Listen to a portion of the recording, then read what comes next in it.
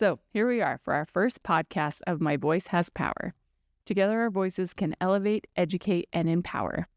I'm Eliza LeBeau. I'm your host. I'm a licensed school counselor and author and a member of the Friends Against Family Violence Board, serving our Tri-County area, Uintah, Daggett, and Duchesne counties. Today, we have Alisha Gowen. She is the Friends Against Family Violence Director and a founding member and an LCSW. Alisha has dedicated her career to working with vulnerable populations impacted by trauma and abuse who often do not have a voice or resources to overcome the challenges they face. She is an expert in the field of domestic violence and victimology. She has a range of experience working with individuals and families in child welfare, criminal justice, education, prevention, nonprofit, and behavioral health. She understands and has been an eyewitness to the impact of systems on helping or hindering successful healing. Alisha believes that each person, whether in their personal or professional lives, has the power to rise to their full potential.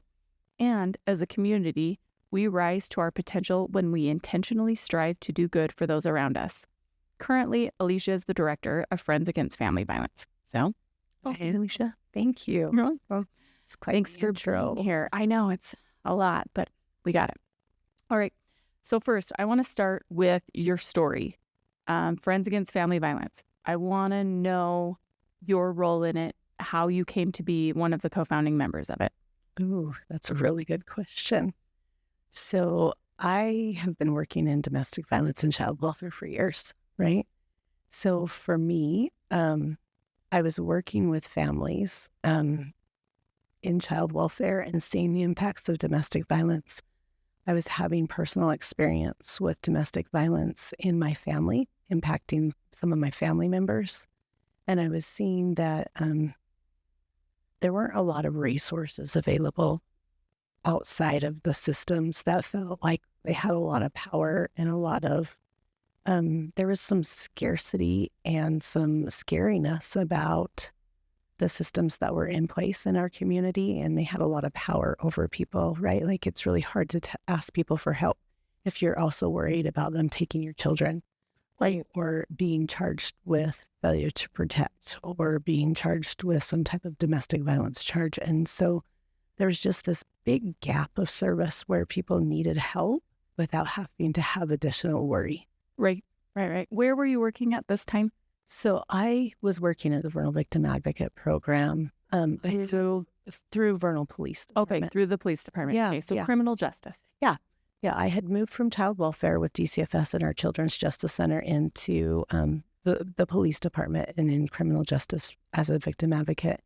And so I was working every day in this realm and responding to domestic violence, responding to sexual assault calls, and seeing the impacts, like talking to family members who were asking for help for their loved one who was stuck, who was in a relationship and really not having a lot of other resources, and working as part of our domestic violence coalition in the community at the time.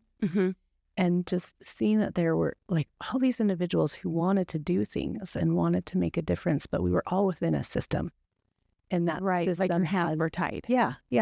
Okay. They sure were. And so just seeing that we needed something more. And at the time, while I was working there, also we had all of our domestic violence services in the basin, like our women's shelter, what used to be called the women's shelter, the crisis shelter, was run by the state. So even those things were within a system. Another system. Yeah. Well, and you had come from the DCFS into the police force. You had been in a system to another system, but still the same system. Yeah.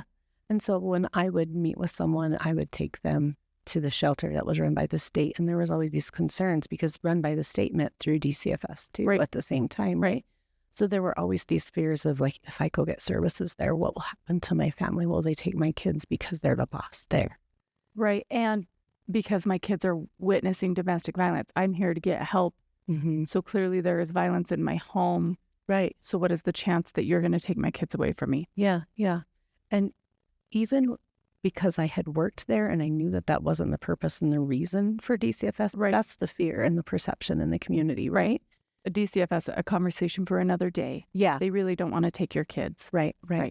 But just that additional barrier, right? That additional hurdle for people to get safety, it was really a worry and a concern. And so as a coalition, we were like, we've got to do like, hey, all these things are happening. And then our, wait, step back. Yeah. The coalition. What was the coalition? It's our domestic violence coalition. Okay, so you were a member of that at the time as well. Yeah.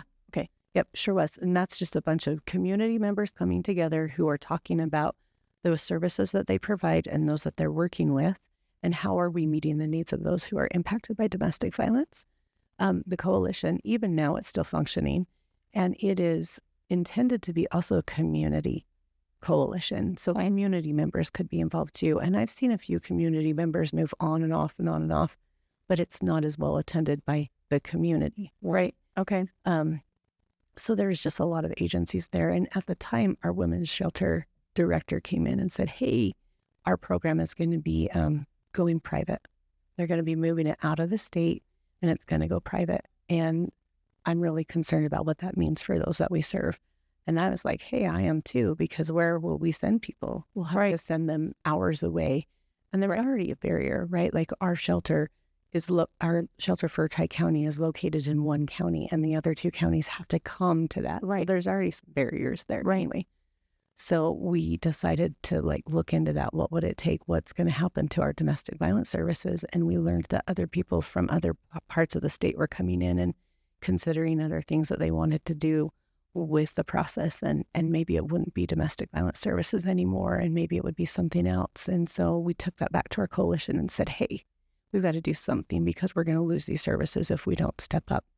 And so we were able to bring a group of people together off of that coalition to start to found hey, we've got this little nonprofit that's been supporting the women's shelter and has been supporting it as a purse string when they could reach out and ask for money for prescriptions or bus tickets or just different things that grants didn't pay for, or the state didn't pay for anyway. It wasn't grants at the time, but the state didn't pay for. So we wanted to take that and turn that into an operational organization where we could hire staff and run services through that. Okay, so Friends Against Family Violence had already been created as a nonprofit to support the women's shelter. Yes. Right? Yeah. So you had been running as a support system and working with the coalition, right? And the coalition is a group of community members and people from the different services available, right? The different systems coming together and talking. And so Friends Against Family Violence exists at this time, but as a nonprofit, no physical location, right? And really just as a support, one more support system for the women's shelter. And then the women's shelter is going to be shut down. Yeah. The state's stepping away. Yeah. And just one little point of clarity in there. It was really a separate entity, even from the coalition. It was, hey, somebody open up a nonprofit so that we can provide the services that, so I'm backing my mind a little bit because I kind of skipped that first part. Clarity is good. Right. So our women's shelter had come to us a few years before this happened with the privatizing, and had said, hey, the state has been running kind of just this little petty cash fund for the shelter. Okay. So that if they had needs that were outside of what was approved for their budget, they could request services. Like they could go get medication, they could go get bus tickets, they could get pillows, they could get the things that were needed. And the state had made some changes about those petty cash funds or slush funds, I can't remember what they called them, and how they were associated with the state funds. And so they were having to shut all of those down, and they were concerned people would donate from the community to that. And then they would just hold those dollars for a shelter. And they were concerned that they were going to lose those dollars and not have the ability to access them anymore to support their program. So that was Friends Against Family Violence in the first place. Yeah. It was a nonprofit created to hold those funds, those charities, the incomes that were not state mandated or state governed, and then use them when needed to support. Yeah. Yep. Okay. And the shelter director would reach out to me, do a requisition. We would cut them some money, and they would go and get take care of needs. And so then, fast forward a couple years and she comes back to the coalition and I'm part of that coalition at the time and had been the chair off and on and was a member of that. Right. And all of this was going on. She's like, it's going to privatize. We don't know. Okay. So then, skipping forward on the story a little bit, we bring that back to the coalition and say we're going to lose these services in our community and the next closest place is hours away. Right. What will we do?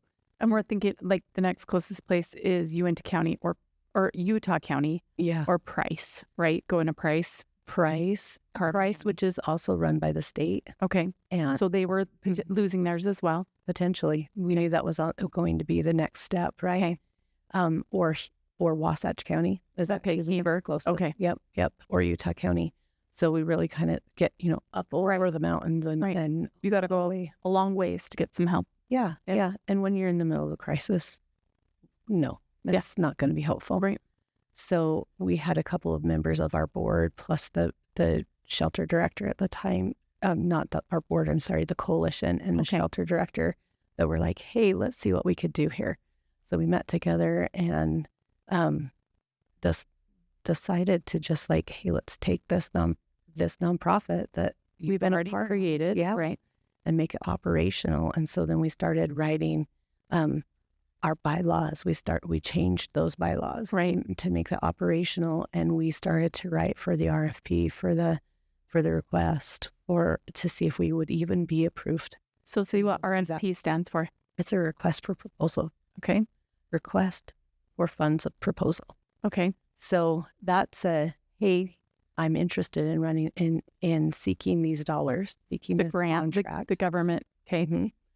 And here's why I'm qualified for that. So you have to prove all of that. Like, what is your expertise? Why would this be appropriate? We had to write policy that we would put in place. We had to do all these things before we were ever even given the opportunity to be awarded that contract. Right. So lots of work went into that. And then we got notice that we were awarded that contract in, I want to say it was like April of 2019. Okay. And end of March, first part of April. And we would have to start operations July 1 of 2019. But we couldn't hire any employees. We couldn't, because we weren't functioning. We wouldn't get any money. Contract. Yeah. And so we had this big transition that we had to plan for, and we needed to build a board, and we needed to finish finalizing all these things. So July, going on. Mm-hmm. July, you guys took over the women's shelter. Correct. And became operational. Yeah. Physically operational as Friends Against Family Violence. And you morphed into this new thing where you're hiring people, you're paying wages, you're continuing to serve clients. The day that we took over services, we had a full shelter and no employees. It was amazingly hard. It was amazing to have a few board members on board that came and stayed the night. Just voluntary. Yeah, because we couldn't pay anything. We didn't have any funds. We had to hire people, and our contract was a reimbursable contract. So we had to spend money before you get the money. Yeah. So there was a lot of barriers and hurdles to jump through. And I often look back on that and think about how that mimics so much of those that we serve. Right. And to just jump blindly into this place and hope that we will be able to make it work. Yeah. That is interesting that it is a mimic of that same thing, right? Just faith. Just jumping. Yeah. Okay.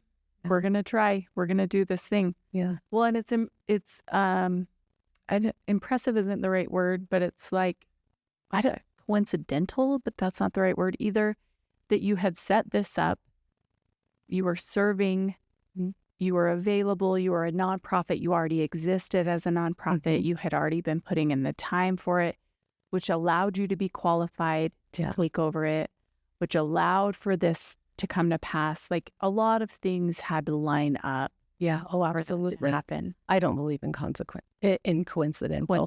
Yeah. No, not at all. No, you intentionally worked towards it. Oh, yeah. And it came to be. Yeah, absolutely. I absolutely believe I leaned into some nudges along the way and really have and continue to do that. That's been something that's been really important to me all along the way with this organization. So Yeah, you work really hard towards something, and then you lean into it and get the help that you need, right? Yeah. Well, I love that. Okay, so all of that has happened. Now you're over the women's shelter, and then what came next? Where are you now? Because now it's a whole different beast. It is a whole different beast. It's no longer part of a system. We are a community-based, community-run organization. And what that means is that we don't have the same levels of confidentiality and the same expectation to share knowledge with other system-based programs. There's a level of protection and privacy there. Okay, so you're saying you hold, because you said the same level of confidentiality, so just not to confuse that. Your level of confidentiality is very high, but you are not required to share everything that you know with the systems, right? With the police or with DCFS.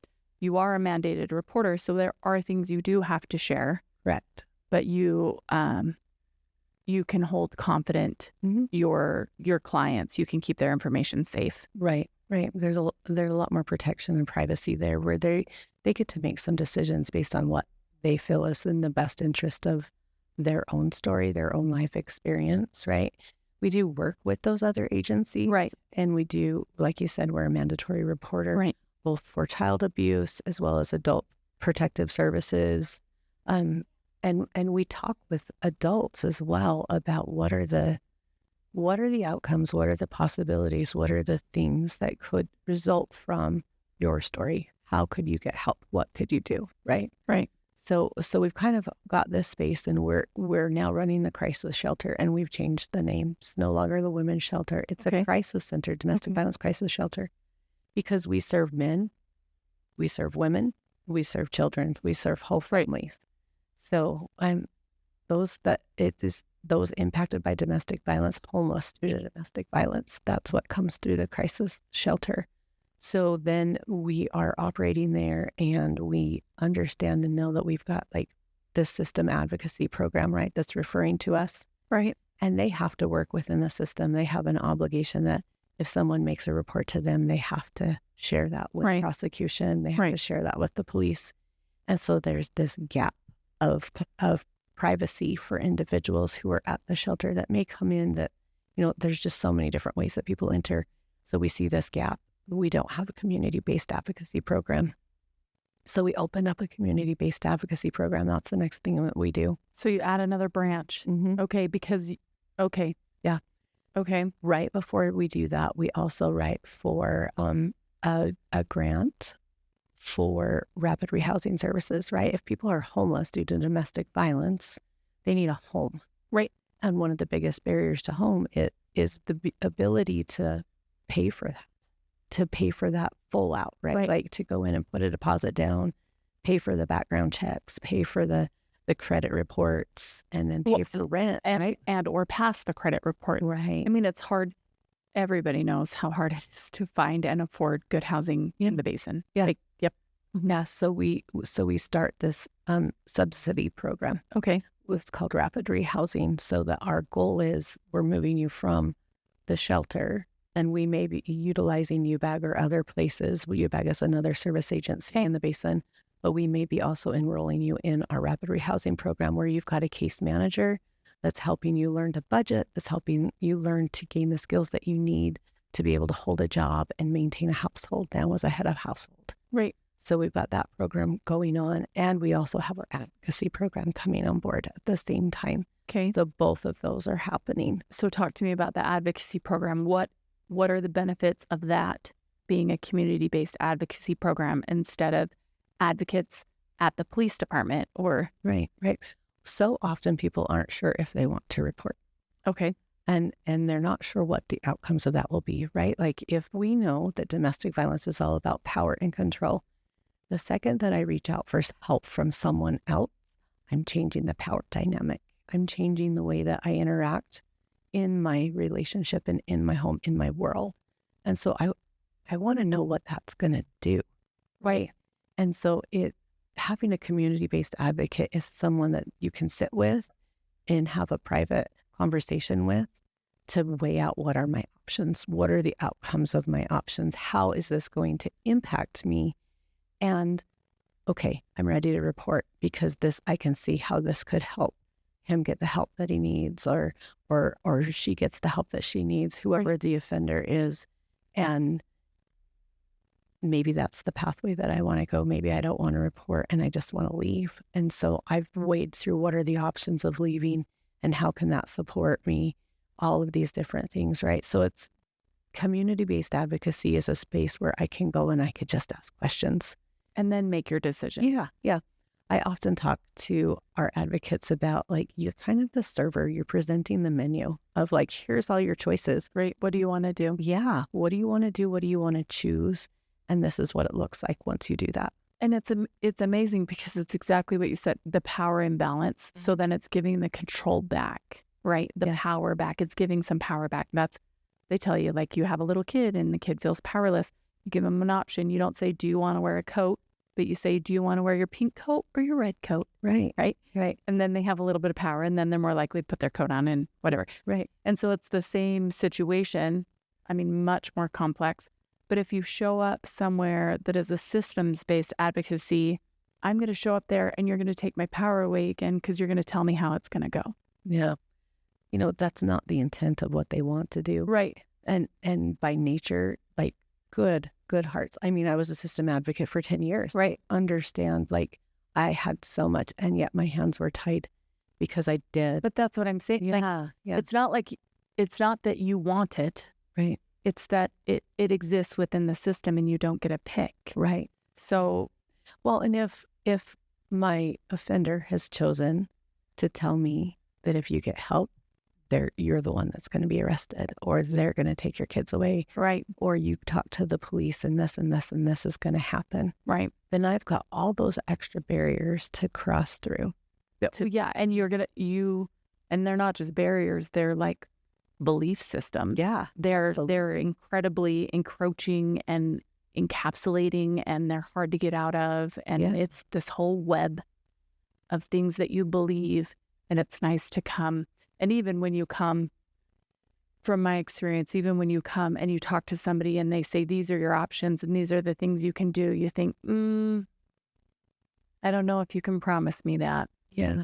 Because there's so much fear there in being controlled. Right. So it's nice that there is an option in a space where there is no mandatory response that I do this or that I do that, or that, once I make this decision, then it has a cascade of other decisions that come with it, right?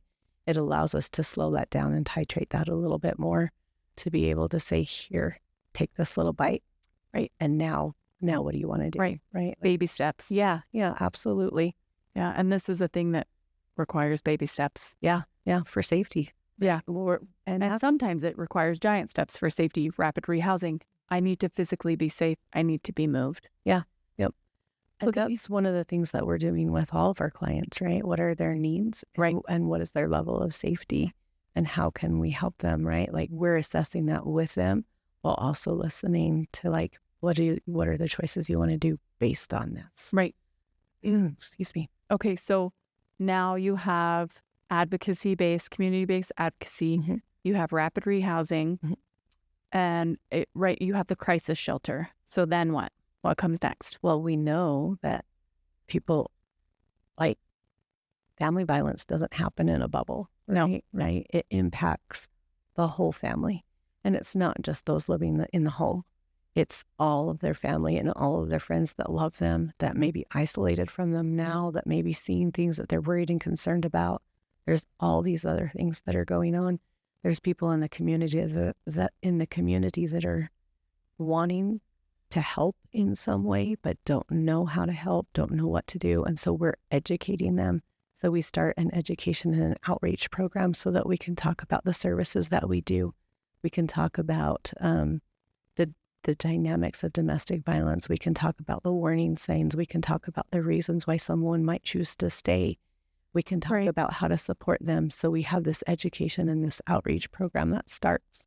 We start with our healthy relationship classes also at this point, where we have Within My Reach going and we're teaching in the community about how to be in a healthy relationship. What are my safeties? What are the things that I need to be aware of Am I sliding into relationships? Am I choosing relationships? What do I do to change my value and my belief system into one that feels safe and appropriate for me? So there's like all this relationship class going on at the same time as we're doing outreach and education in the community. We 5 years ago we started the My Voice Has Power campaign. Okay. Which is what this comes from. Yeah, Okay. exactly. And that initial campaign was a campaign of being able to stand up and to speak out about sexual violence and about domestic violence. It was focused on sexual violence at the time, but sexual and domestic violence go hand in hand. Often. Yes. Yeah. Mm-hmm. So we're doing this campaign and we're talking with the community about how to use your voice, how to step up, how to talk about hard things and have conversations, but also how to support those that are in your world that you love and you care about who may need help. Right. So all of those things are going on at the same time in our outreach and education. Okay. Yeah.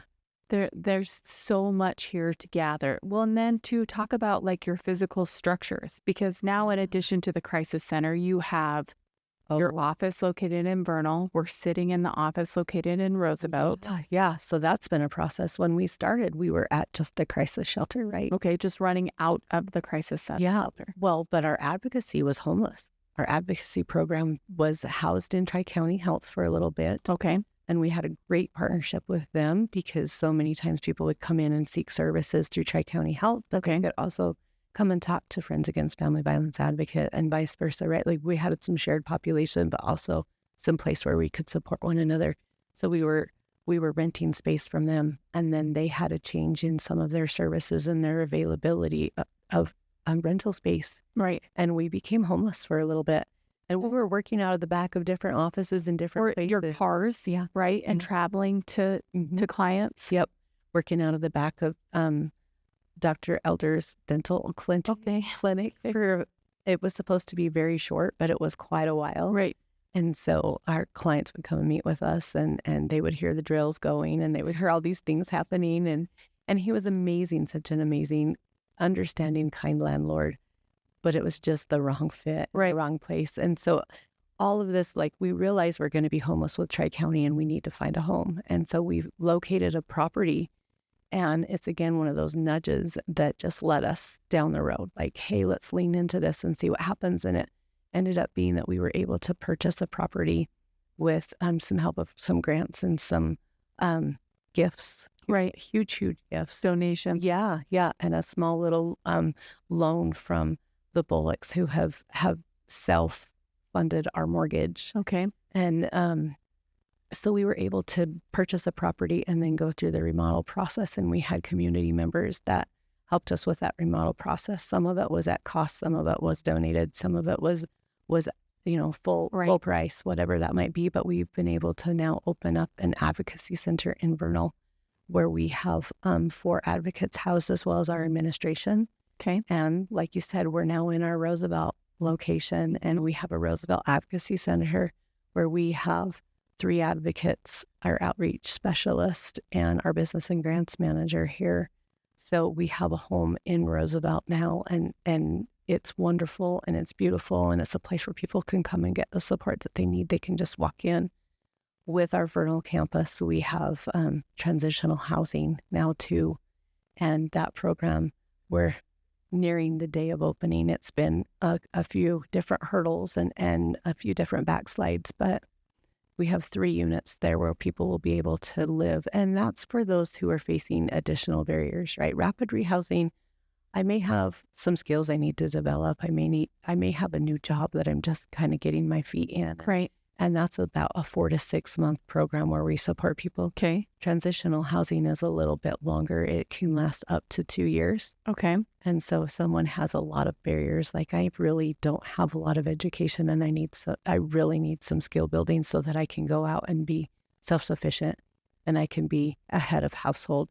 So we're working more closely with a case manager there and helping them build those skills that they need to be for success. Okay, and that's more of a long-term. So it's a step system. Yeah. Crisis shelter is immediate. I need somewhere to go right now, tonight, immediately, somewhere to be safe.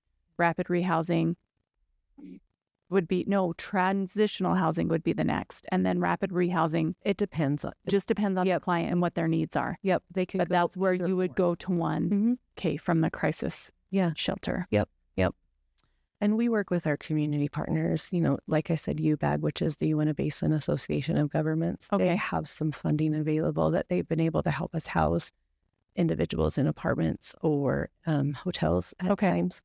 And they've got some units that are dedicated for domestic violence. Okay. On the west side of the Tri-County area, so Dubuque County. So, and all of this is in 2025. Yeah. For our advocacy centers, both opened in 2025. We moved into our Roosevelt office the beginning of April, and we moved into our Vernal office end of April. So busy couple months there getting settled. And we had people walking through the door 2 days later ready to go, and huge. Like, we had 11 people walk through the door that first day we were open. So people were waiting for us to be able to be there. And it's amazing, and it's awe-inspiring, and it's just been such a cool thing to see, because we knew the need was there, and we've leaned into that. We've listened to those nudges, but to be able to see it come to fruition. Yeah. It's a little bit, gives you chills. Yeah. Yep. I love it. And then, so everybody listening can know, they look at FAFV.org and they can find addresses, phone numbers, places that they can call to get help. Yeah. Crisis lines that are available all the time to call, in addition to calling 911, or they can also call Friends Against Family Violence. And so then, so coming from that, from the structures, what exists, why are we doing this podcast? What is the purpose of this? My voice has power. Yeah. What's it for you? For me, this is just one more step in the space of creating a way for people to learn, creating a place of support, right? I talked a little bit about outreach and education, and I think that's been so much, right? Like you talked in my bio, I've got some education background, right? And it's important to me for people to understand, what are the dynamics of domestic violence? How does this impact us?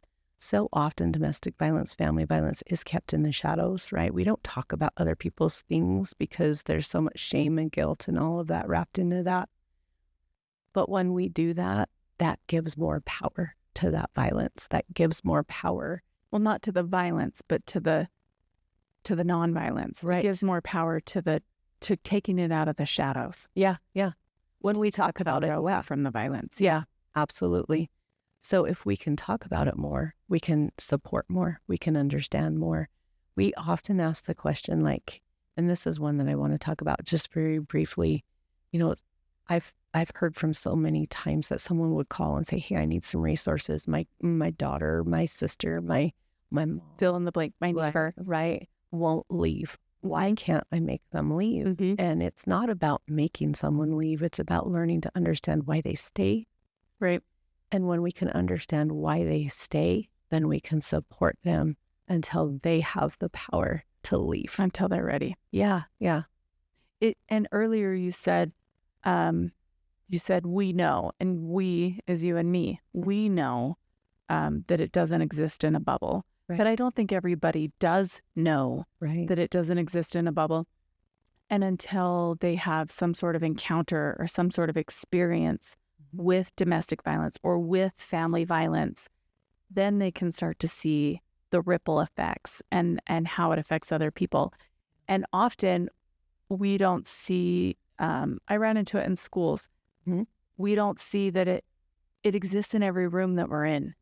We just don't know it. We just don't know that it's there. And it exists within all the children that we encounter in schools. And not all of them, but a good handful of them. Yeah. And then the way that they respond is different. And the way that they interact is different, which means that their interactions with other kids are different. So to some degree, we're all interacting with it all the time. We just aren't aware of it. Right. The statistic is 1 in 3 women, 1 in 5 men. You know more than 3 women. Yeah. And I know more than 5 men. Right. So we all know somebody. Right. And so if we can understand, then we can ask the question, what's happened? how can I help? We can be more informed. We can share. We can teach our children, right? What to look for and how to support those who may be struggling. Well, and what to be aware of in their own lives. Like, what are red flags? What do those look like? What kind of situation am I getting myself into? Right. And then how do I get out of it if I do end up there? Right. Obviously, unintentionally. I don't want to be here. Nobody wants to be here. Right. And it would be nice to, I feel like the education is all about changing that statistic. Both of those. Right. Like, let's walk those numbers. Let's go to 1 in 4. Right. Let's go to 1 in 6. You know? Wouldn't that be amazing? And I to make a difference. One, just to move it one digit, just because people are aware of it, because we talk about it, because it isn't a hidden, shameful thing anymore. Because it's so crazy too when we place the shame on the victim or on the family, and we don't have understanding for what is going on. And it's an impactful thing. Yeah, absolutely. Yeah, absolutely. And you just gave little nudges and nods to dating violence and healthy relationship and all of that you talked about. So I'm really hoping that that this podcast is addressing those things as well. How do we talk about those things so that we all feel empowered? So that my voice, your voice, the voices of those in our community have power to make a difference and have power to make a change. I love it. I feel like that's a wrap, right? Pretty much. And I do want to suggest right now, we do have an email. It's myvoice@fafv.com in case there is a topic somebody wants to talk about or a question that somebody has, or if there's something they want to reach out about. Because the goal is with this to meet once a month, to having a different expert, to having a different person, maybe a survivor, I'm a whoever, and to just learn more about this that affects so many of us. All of us. 1 in 3, 1 in 5, literally all of us are being affected by it. So that's the goal for me. Yeah. And my voice has power. Yeah. I want to just say thank you for being here and sharing your voice, because I really appreciate all that you do on our board and all that you do to support our programs. So thanks. You're welcome. And thank you for being victim number 1. Not really victim, but, client number 1. Yeah. Here on the podcast. Guinea pig number 1. And we'll get this on YouTube and then hopefully soon to Spotify and other podcasting services. They can follow Friends Against Family Violence on Facebook, on Instagram. We have community events. We're looking forward to some new community events we've talked about opening. So those are pretty exciting. So stay tuned. I don't want to say anything before I know anything for sure, but we're just coming off of one of our busiest months, right? This is the end of Domestic Violence Awareness Month, and it's crazy and it's full. And I'm excited for some of the new things that are coming out over this next year that lead back around to domestic violence awareness. I don't know how next year could beat this year. New buildings opening. It's been a lot. Yeah. It's been an impressive push. Yeah. Okay. Well, thanks for joining us. Thank you. See you next time.